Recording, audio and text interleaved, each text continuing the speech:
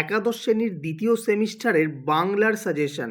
যারা একাদশ শ্রেণীর দ্বিতীয় সেমিস্টারের ছাত্রছাত্রী রয়েছে তারা সকলেই সম্পূর্ণ ভিডিওটি দেখতে থাকো, কারণ আজকের এই ভিডিওতে আমি তোমাদের দ্বিতীয় সেমিস্টারের বাংলা বিষয়ের 40 নম্বরের যে পরীক্ষা হবে তার সম্পূর্ণ প্রত্যেকটা অধ্যায় ধরে ধরে তোমাদের সাজেশন এই ভিডিওতে নিয়ে এসেছি। কাজে এই ভিডিওটি দেখলে তোমাদের অনেক উপকারে লাগবে, তাই সম্পূর্ণ ভিডিওটি মনোযোগ সহকারে দেখতে থাকো এবং যদি পারো অবশ্যই প্রশ্নগুলিকে নোট করে নাও এবং সেগুলো পরীক্ষার আগে রীতিমতো প্র্যাকটিস করো, যেন তোমরা প্রত্যেকটা প্রশ্ন কমন পাও এবং অ্যাটেম্প করে আসতে পারো। তো তোমরা প্রত্যেকেই জানো যে তোমাদের নম্বর থাকবে 40 নম্বরের পরীক্ষা হবে এবং সময় থাকবে 1 ঘন্টা 15 মিনিট। তো প্রথমেই তোমাদের গল্প যেখান থেকে থাকবে গদ্য, সেখান থেকে তোমাদের দুটি প্রশ্ন থাকবে, যে কোনো একটা প্রশ্নের উত্তর তোমাদেরকে করতে হবে, তোমরা জানো, এবং সেক্ষেত্রে নম্বর থাকবে তোমাদের 5। তো এবার যে গদ্যগুলি রয়েছে সেখান থেকে কোন কোন প্রশ্নগুলো তোমরা করবে। প্রথমে আসবো আমরা ছুটি, ঠিক আছে, রবীন্দ্রনাথ ঠাকুরের ছুটি। তো এখান থেকে কি কি প্রশ্ন তোমরা করবে। প্রথম প্রশ্নটি করবে যে ছুটি গল্পে মামা বাড়িতে গিয়ে ফটিকের যে দুরবস্থা হয়েছিল তার নিজের ভাষায় লেখো। 2 নম্বর প্রশ্ন করবে ছুটি গল্পের নামকরণের সার্থকতা আলোচনা করো।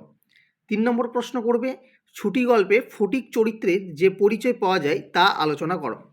4 নম্বর প্রশ্ন করবে মা এখন আমারও ছুটি হয়েছে মা, এখন আমি বাড়ি যাচ্ছি।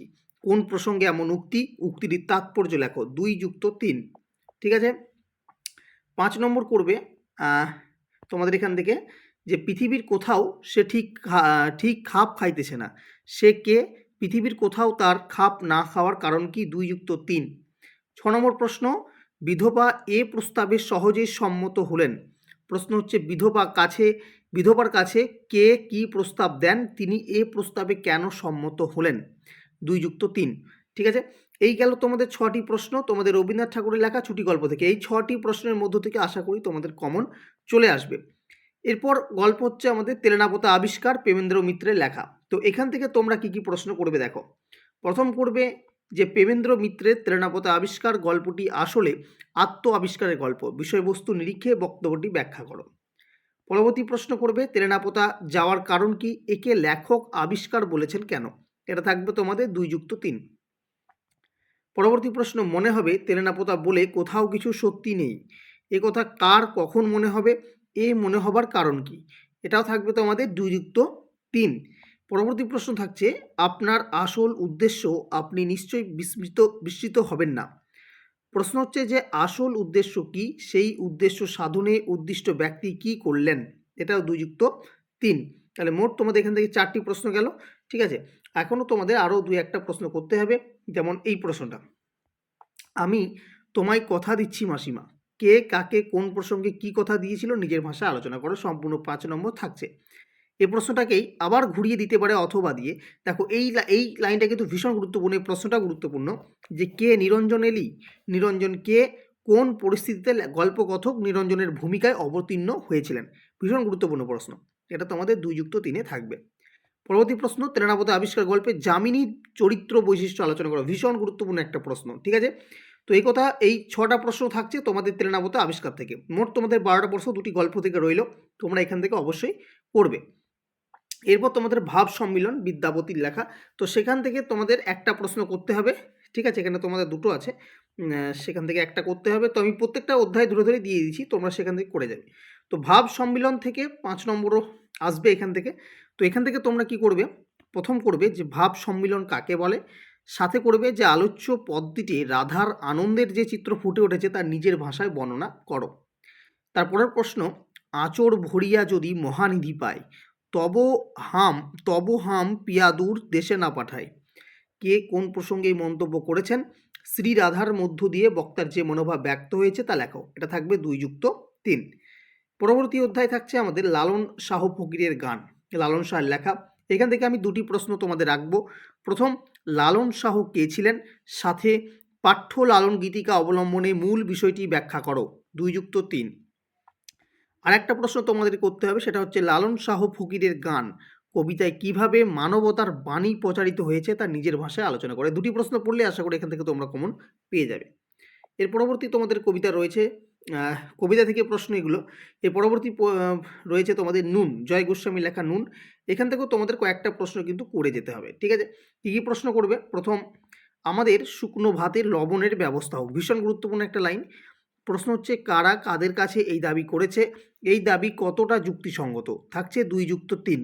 এই প্রশ্নটাকে ঘুরিয়ে আবার এভাবেও দিতে পারে যে আমাদের শুকনো ভাতে লবণের ব্যবস্থা হোক, কারা কাদের কাছে এই দাবি করেছেন, এমন দাবির কারণ কি? ঠিক আছে, এইভাবে প্রশ্নটা ঘুরিয়ে দিতে পারে। এই কবিতা থেকে আরও যে প্রশ্নগুলি পড়বে, আরও দুটো, সেই প্রশ্নগুলো হলো আমরা তো অল্পে খুশি। প্রশ্ন হচ্ছে অল্প খুশি মানুষদের জীবন যন্ত্রণা যে ছবি নুন কবিতায় ফুটে উঠেছে তা পরিচয় দাও। আর একটা প্রশ্ন হচ্ছে যে মাঝে মাঝে চলেও না দিন, দিন না চলার কারণ কি? এর মাধ্যমে নিম্নবিত্ত মানুষের জীবনযাত্রা যে ছবি পাওয়া যায় তা লেখো। এই 3-4টি প্রশ্ন তোমরা নুন কবিতা থেকে পড়বে। এরপর নাটক আগুন, বিজন ভট্টাচার্যের লেখা। সেখান থেকেও তোমাদের একটা প্রশ্ন করতে হবে 5 নম্বরের। তো সেখান থেকে তোমাদের আমি 7টি প্রশ্ন এক্ষেত্রে রেখেছি, তার মধ্যে আশা করি একটা কমন তোমরা পেয়ে যাবে। তো প্রথম কী নাটক থেকে কী কী প্রশ্ন আছে দেখো। প্রথম প্রশ্ন হচ্ছে যে আগুন নাটকের নামকরণের সার্থকতা বিচার করো। 2 নম্বর প্রশ্ন হচ্ছে যে আগুন নাটকের চতুর্থ দৃশ্যে হরেকৃষ্ণ ও মনোরমার সংলাপের মধ্য দিয়ে যে ছবিটি ফুটে উঠেছে তা নিজের ভাষায় লেখো।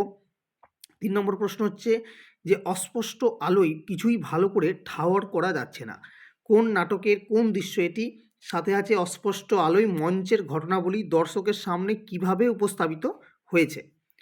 4 দাগের প্রশ্ন একাঙ্ক নাটক হিসেবে আগুন কতখানি সার্থক আলোচনা করো।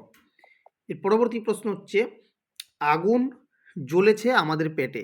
ঠিক আছে, তো কার কোন প্রসঙ্গে এই উক্তিটির তাৎপর্য ব্যাখ্যা করো। 2+3 থাকছে এটা।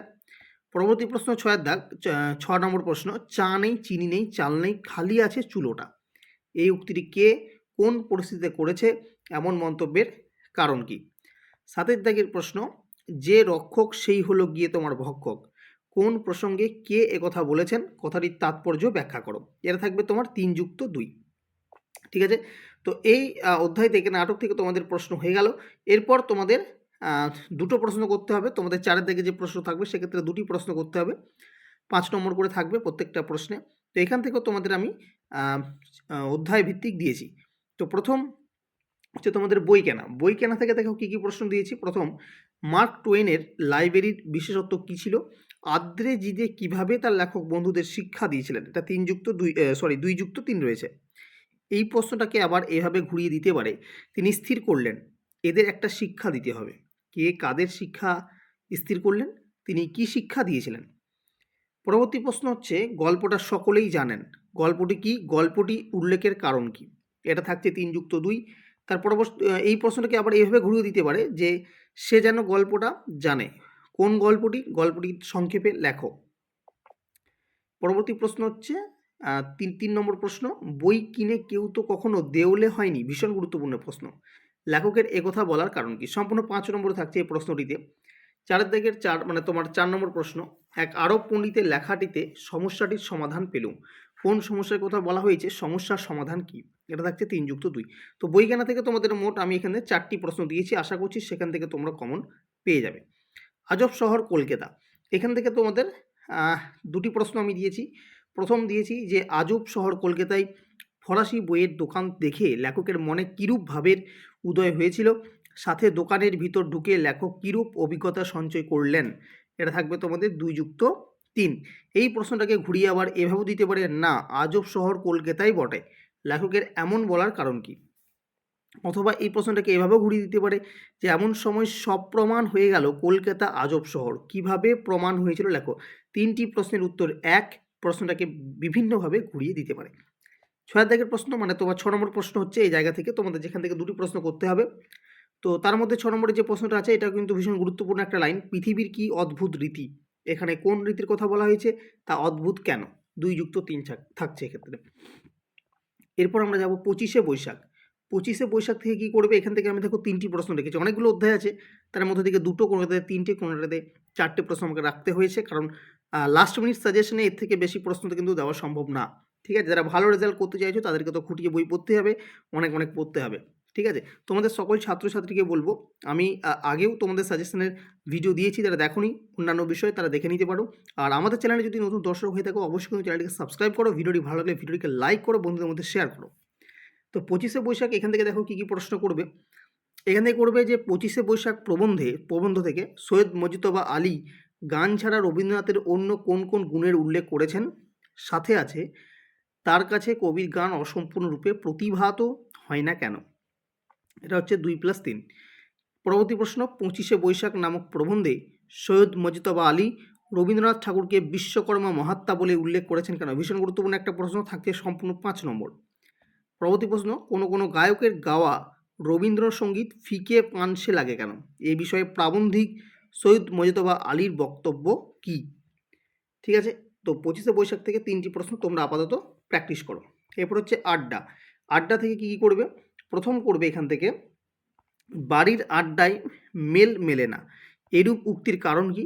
সাথে করবে লেখক কোথায় কাদের সঙ্গে আড্ডা দিতেন। এটা থাকছে তোমাদের 2+3, মোট 5 নম্বর। অথবা দিয়ে আছে, কায়রোর আড্ডা কখনো কোনো অবস্থাতেই কারো বাড়িতে বসে না। প্রশ্ন হচ্ছে কেন, সম্পূর্ণ 5 নম্বর থাকছে এই প্রশ্নটিতে। তা পরবর্তী প্রশ্ন, প্রেমের সবচেয়ে মহান দিবস সেদিন। এখানে কোন দিনের কথা বলা হয়েছে। এই প্রসঙ্গে আর যাদের কথা উল্লেখিত তাদের সংক্ষিপ্ত পরিচয় দাও। এটা হচ্ছে 2+3 = 5। 12 দাগের প্রশ্ন, তা না হলে আড্ডা হবে না। কোন প্রসঙ্গে লেখক এমন কথা বলেছেন। এটা কিন্তু তোমাদের সম্পূর্ণ 5 নম্বর থাকছে। এই জায়গা থেকে আমি তোমাদের মোট আড্ডা থেকে 3টি প্রশ্ন দিলাম, তোমরা এই 3টি প্রশ্ন প্র্যাকটিস করবে। এরপর তোমাদের বাংলার যে সাহিত্য রয়েছে, আধুনিক বাংলা সাহিত্য, সেখান থেকে তোমাদের একটা প্রশ্ন করতে হবে। তো এখান থেকে আমি কিন্তু তোমাদের মোট অনেকগুলি প্রশ্ন তোমাদেরকে এখানে দিয়েছি সাজেশন হিসাবে, কারণ এখানে তোমাদের সাজেশন হিসাবে একটু বেশি প্রশ্নই দিতে হয়েছে। ঠিক আছে, একটা প্রশ্ন করতে হবে, কিছু করার নেই, প্রশ্নের সংখ্যা একটু বেশিই আছে এখানে। তো আধুনিক বাংলা সাহিত্যের ধারা ও লৌকিক সাহিত্যের নানা দিক, তবে এই 15টা যে প্রশ্ন দিয়েছি 15-16টা সেখান থেকে তোমরা কিন্তু কমন পেয়ে যাবে। প্রথম করবে যে বাংলা গদ্যের বিকাশে ফোর্ট উইলিয়াম কলেজের অবদান আলোচনা করো। 2 নম্বর করবে বাংলার গদ্যের বিকাশে ঈশ্বরচন্দ্র বিদ্যাসাগরের অবদান আলোচনা করো। 3 নম্বর প্রশ্ন করবে গীতি কবিতা কাকে বলে, সাথে বাংলা গীতিকাব্যের ধারায় বিহারীলাল চক্রবর্তীর অবদান আলোচনা করো। 4 নম্বর প্রশ্ন, বাংলা কাব্যে মধুসূদন দত্তের অবদান আলোচনা করো। প্রত্যেকটা ভীষণ গুরুত্বপূর্ণ, কোনোটা কিন্তু ছাড়া যাবে না। 5 দাগের প্রশ্ন করবে বাংলা কাব্যে জীবনানন্দ দাশের অবদান সম্পর্কে লেখো। 6 নম্বর করবে বাংলা কাব্যে কাজী নজরুল ইসলামের অবদান লেখো। 7 নম্বর করবে বাংলা নাট্য সাহিত্যে দীনবন্ধু মিত্রের অবদান আলোচনা করো। 8 নম্বর লিখবে বাংলা নাট্য সাহিত্যে গিরিশচন্দ্র ঘোষ, যেটা প্রায় পরীক্ষায় দেখা যায়, গিরিশচন্দ্র ঘোষের অবদান আলোচনা করো। 9 নম্বর করবে বাংলা নাট্য সাহিত্যে দ্বিজেন্দ্রলাল রায়ের অবদান আলোচনা করো, এটাও ভীষণ গুরুত্বপূর্ণ। 10 দাগের করবে বাংলা নাট্য সাহিত্যে মধুসূদন দত্তের অবদান আলোচনা করো। ঔপন্যাসিক শরৎচন্দ্র চট্টোপাধ্যায় সম্পর্কে আলোচনা করো। এবং 12 নম্বর প্রশ্ন, বাংলা কথা সাহিত্যে ত্রয়ী বন্দ্যোপাধ্যায় অর্থাৎ বিভূতিভূষণ, তারাশঙ্কর এবং মানিক এর অবদান আলোচনা করো। 13 দাগের করবে প্রবাদ ও প্রবচন বলতে কী বোঝো। ভীষণ গুরুত্বপূর্ণ প্রশ্ন এটা, অন্তত 4টি বাংলা প্রবাদের উদাহরণ দাও। 14 দাগের প্রশ্নটা ভীষণ গুরুত্বপূর্ণ প্রশ্ন, ছড়া বলতে কী বোঝায়। ছড়ার বৈশিষ্ট্যগুলি আলোচনা করে 2 ধরনের ছড়ার উদাহরণ দাও। থাকছে তোমাদের 2+3। 15 দাগের প্রশ্নটা ইম্পর্টেন্ট একটা প্রশ্ন, ভীষণ গুরুত্বপূর্ণ, ধাঁধার বৈশিষ্ট্য আলোচনা করো, অন্তত 2টি ধাঁধার উদাহরণ দাও। তো মোট তোমাদের 15টি প্রশ্ন দিলাম। এই 15টি প্রশ্ন থেকে তোমরা কিন্তু কমন পেয়ে যাবে। ঠিক আছে, এবার আসবো তোমাদের প্রবন্ধ রচনা, যেখানে তোমাদের থাকতে সম্পূর্ণ 10 নম্বর এবং যেখানে তোমাদের 400 শব্দের মধ্যে লিখতে হবে। তো যে কোনো একটা লিখতে হবে। তো আমি 2 ধরনের প্রবন্ধই তোমাদের এখানে সাজেশন হিসাবে দিয়েছি, তো তোমাদের যেটা পছন্দ হবে বা তোমরা যেটা সঠিক বলে তোমাদের মনে হবে, যেটা তোমরা ভালোভাবে পারবে, সেটাই করবে। তো প্রথম থাকছে, তবে বেশিরভাগ ছাত্রছাত্রীদের দেখা যায় মানুষ মানচিত্র অবলম্বনে প্রবন্ধ রচনাটাই অ্যাটেম্প্ট করে। তো কী কী করবে, প্রথম হচ্ছে পরিবেশের জন্য বিপর্যয়। তোমরা এখানে দেখতে পাচ্ছ যে প্রত্যেকটা পয়েন্ট পর্যন্ত আমি কিন্তু এখানে দিয়ে দিয়েছি। তো কী কী করবে তোমরা আপাতত দেখে রাখো। পরিবেশ বিপর্যয়। 2 নম্বর তোমরা করবে বিজ্ঞানের ব্যবহার ও অপব্যবহার। এর পরবর্তী করবে শিক্ষা বিস্তারে গণমাধ্যম, অরণ্য ও অরণ্যপ্রাণী সংরক্ষণ। ঠিক আছে, বিশ্ব উষ্ণায়ন, শিক্ষায় ও চরিত্র গঠনে খেলাধুলা। এই কটা করবে, 1, 2, 3, 4, 5, 6টা, এই 6টার মধ্যে আশা করি কমন পেয়ে যাবে। বিজ্ঞান সমর্থ কিন্তু একটা আসার সম্ভাবনা প্রবল। আচ্ছা, এখান থেকে আরও 2টো আমি দিয়েছি, এই 2টো একটু করে নেবে। বিজ্ঞাপন ও আধুনিক জীবন। তারপরে করবে তোমরা যে ভ্রমণের মূল্য।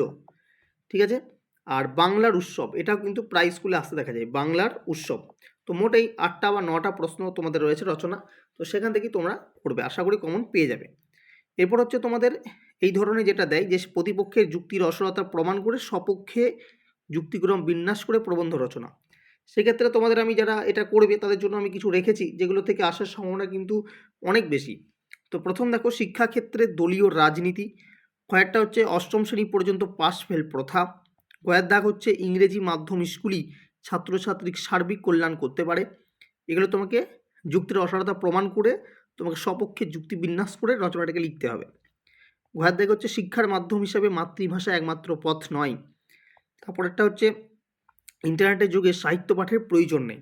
তার পরবর্তী, পরীক্ষায় প্রাপ্ত নম্বর সাফল্যের একমাত্র মাপকাঠি নয়।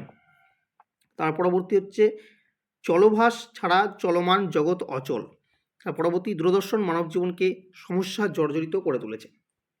তো এই ছিল তোমাদের ক্লাস 11 বা একাদশ শ্রেণীর বাংলার সম্পূর্ণ সাজেশান, যেখানে তোমাদের সাহিত্যের যে ইতিহাস বা বাংলা সাহিত্যের ধারা, গদ্য পদ্য প্রবন্ধ এবং রচনা সবকটা সাজেশন তোমাদের একটা ভিডিওর মাধ্যমে দিয়ে দিলাম।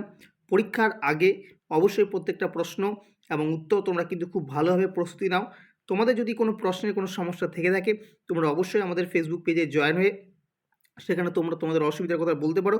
তোমরা যদি কোনো উত্তর না পেরে থাকো অবশ্যই তোমাদেরকে আমি সেই উত্তর দেওয়ার সম্পূর্ণ চেষ্টা করব।